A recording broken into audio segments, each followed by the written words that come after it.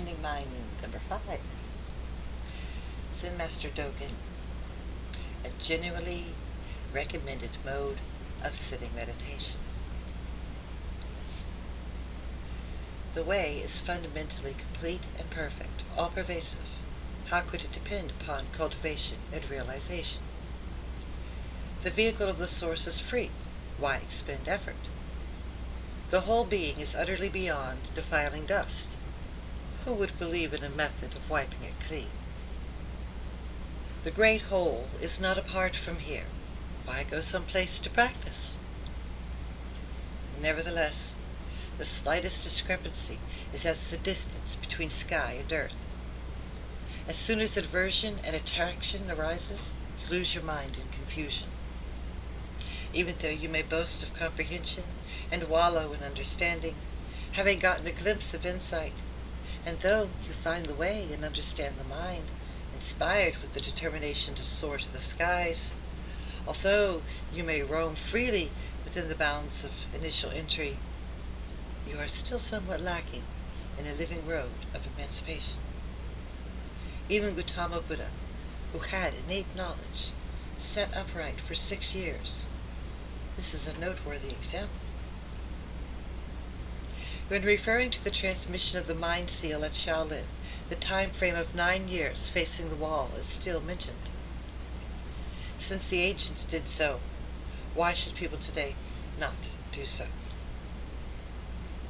Therefore, you should stop the intellectual activity of pursuing words and chasing sayings, and should learn the stepping back of turning the light around and looking back.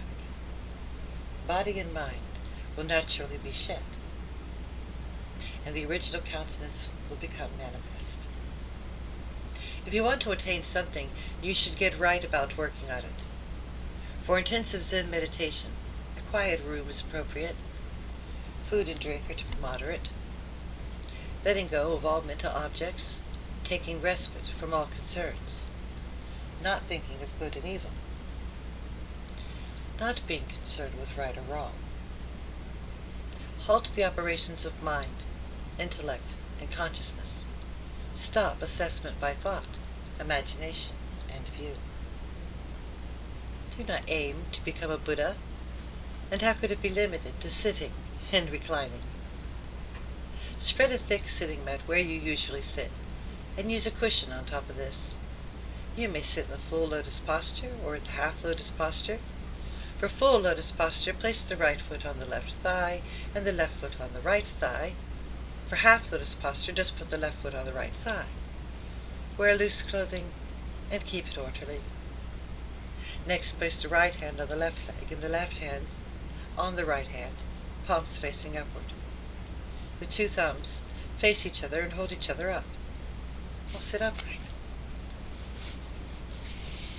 with your body straight. Do not lean to the left or tilt to the right, bend forward or lean backward. See? Like that. Align the ears. Where am I with my ears? With the shoulders.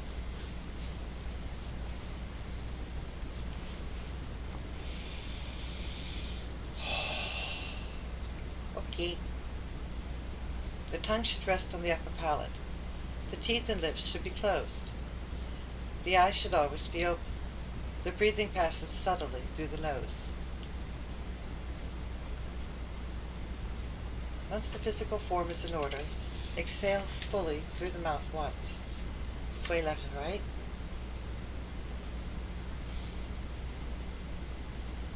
Then settle into sitting perfectly still. Think of what does not think. How do you think of what does not think?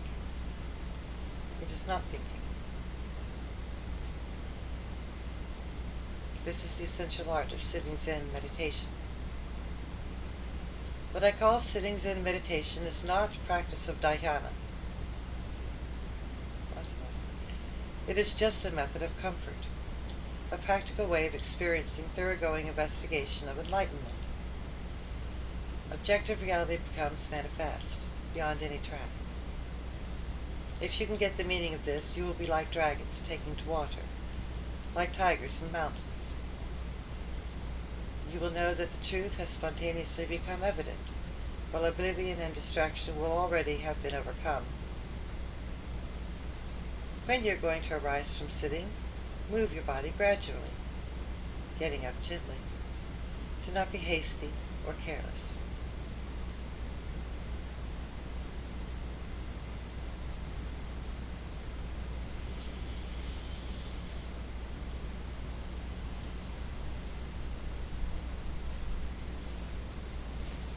Something like that. I'm no pro. I just stick it in. Anyway, sorry.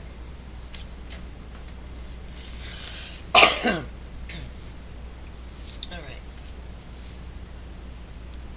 And how about the ding.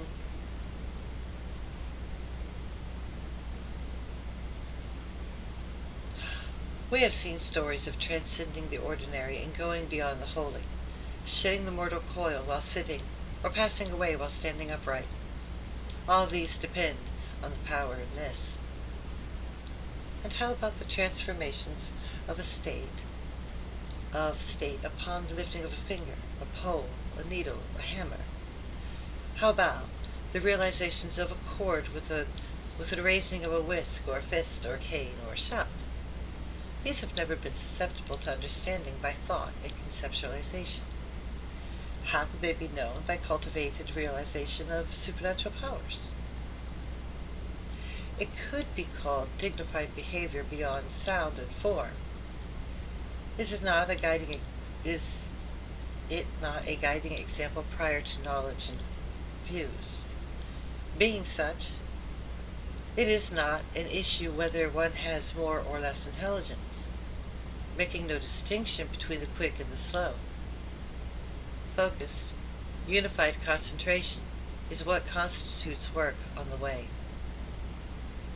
The practice and realization are spontaneously undefiled. The process of heading for the aim, furthermore, is being normal. Whatever they are, one's own world and the realms of others, east, west, they equally hold the seal of Buddha, based as one on the way of the source. Just work on sitting, remaining in an immobile state. Even though it seems there are myriad differences and 1,000 distinctions, just attend to intensive meditation to master the way. Why abandon a seat in your own house to idly roam in the dusty realms of alien countries? Take a single misstep, and you've blundered past what's right in front of you. Having gotten the key of the human body, do not pass time uselessly. Preserve and uphold the essential potential of the Buddha way. Who has the folly to look forward to what lasts but a moment? Add to this consideration the fact that the physical body is like a dewdrop on the grass. A lifetime is like a lightning flash. All of a sudden, they are void. In an instant, they are gone. May those high-minded people who participate in this study and have long learned to feel an elephant by the hand not be suspicious of a real dragon. What? Moments, please. For those high-minded people who participate in this study and have long learned to feel an elephant by hand, not be suspicious of a real dragon. Proceed energetically on the straightforward path of direct pointing and honor people who have transcended learning and gone beyond effort. Join in the enlightenment of the Buddhas.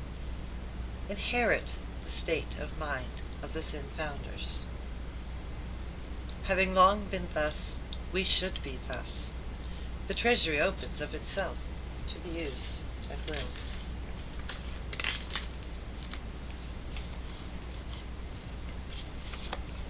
The next one will be long, so it'll start off tomorrow. Have a good one.